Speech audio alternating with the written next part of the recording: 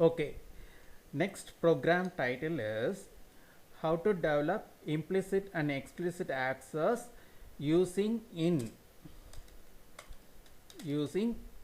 constructor code, same as previous program title but with different code. Are you clear?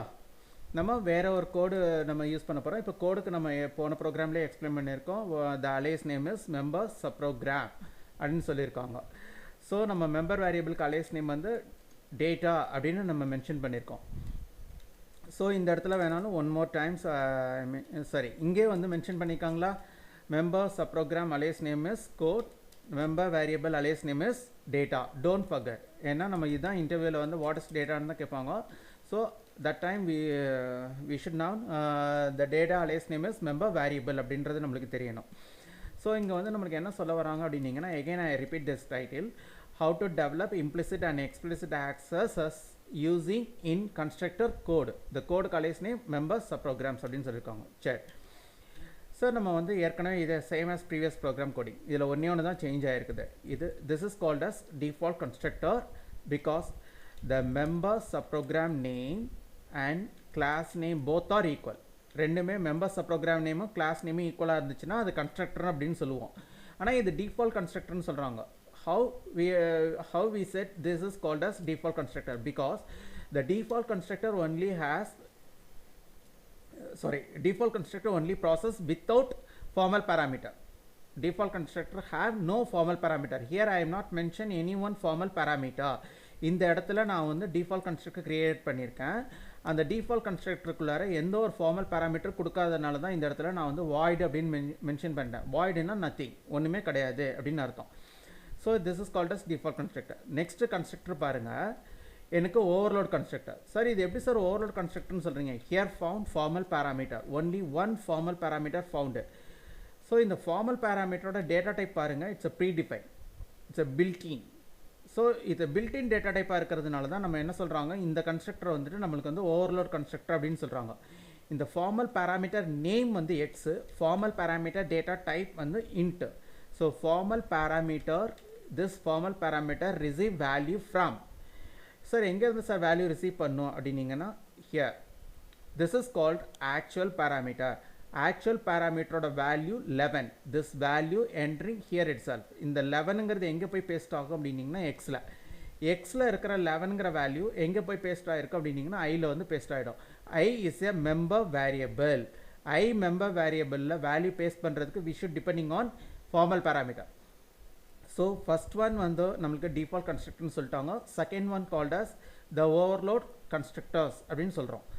நம்ம இங்கே நம்மளோட ஐடென்டிஃபிகேஷனுக்காக இங்கே here I put one output statement default constructor, another output statement has overload constructor. இது நம்மளோட வெரிஃபிகேஷனுக்காக sir இந்த இப்போ cursor entering into which one constructor அப்படின்னு நம்மளுக்கு தெரிஞ்சுக்கிறதுக்காக இங்கே கொடுத்துருக்காங்க. இதில் நான் என்ன சொல்லியிருக்கேன் அப்படின்னீங்கன்னா, ஃபஸ்ட் ஒனில் பாருங்கள், நம்மளுக்கு வந்து in case default constructor process with 0 I value.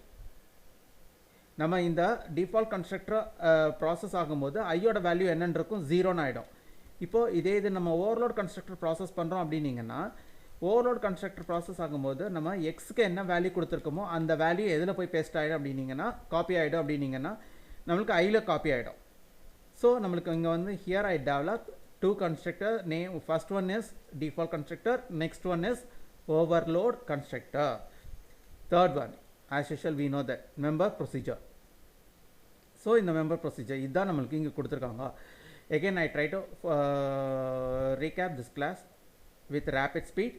So இதில் வந்து நான் here I declare one class. That class has 2 access specifier. First one is private, next one is public. Private access specifier has only one member variable, name is called as I. But public access specifier has 3 member subprograms. Names are first one is default constructor, second one is overload constructor, third one is show data. But object declaration part only can invoke constructors. Object declaration part தான் constructor invoke பண்ணும். Object manually we should call member procedure. Manually தான் நம்ம member procedure கால் பண்ண முடியும். Now here return இந்த இடத்துக்கு வந்துட்டோம். இப்போ compiler initially entering into void main void special subprogram cursor இங்கே தான் என்ட்ரு ஆகும். மொதல் எடுத்தோன்னா compiler initially entering into void main void இதுக்குள்ளார என்ட்ரு ஆகும். ஃபர்ஸ்ட் அவுட்புட் என்ன கொடுத்துருக்காங்க, output from implicit access. See here, this output display from this output statement. Are you clear? Okay. Next, here I try to declare first object to class. இந்த இடத்துல நான் வந்து ஒரு object declare பண்ணுறேன் கிளாஸ்க்கு. So declare means create. நான் இந்த இடத்துல ஒரு ஆப்ஜெக்ட் கிரியேட் பண்ணுறேன் இந்த கிளாஸ்க்கு. இது வந்து as usual way, it's a default way. நம்ம வந்து இப்படி தான் நம்ம வந்து ஆப்ஜெக்ட் வந்து டிக்ளேர் பண்ணுவோம்.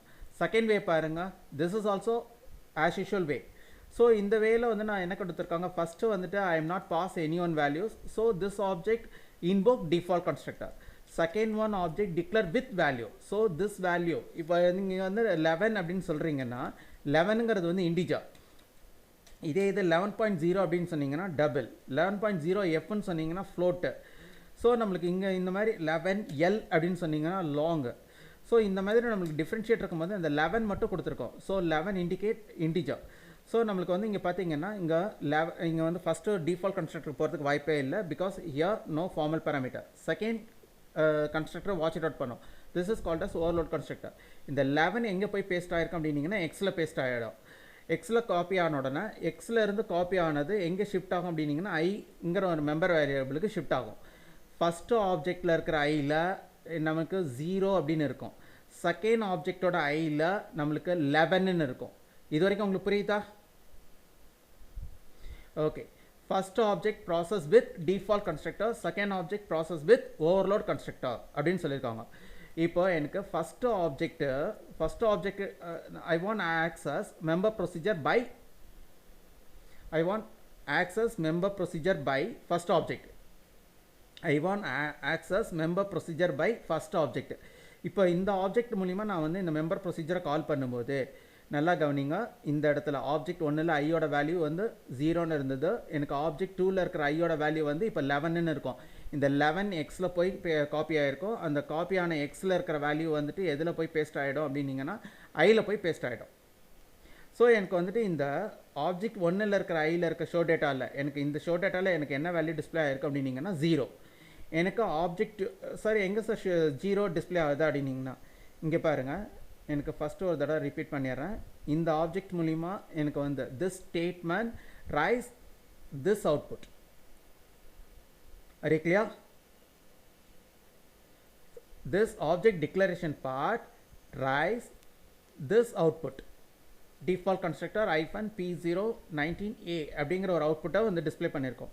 எனக்கு செகண்ட் எனக்கு வந்து overload constructor rice this output. Overload constructor -p019a அப்படிங்கிற ஒரு அவுட்புட்டை யார் ரைஸ் பண்ணியிருப்பாங்க அப்படின்னீங்கன்னா எனக்கு ஓவர்லோட் கன்ஸ்ட்ரக்டர் ரைஸ் பண்ணியிருக்கோம். ஏன்னா இந்த இடத்துல நம்ம மென்ஷன் பண்ணியிருக்கோம் ஒரு வெரிஃபிகேஷனுக்காக.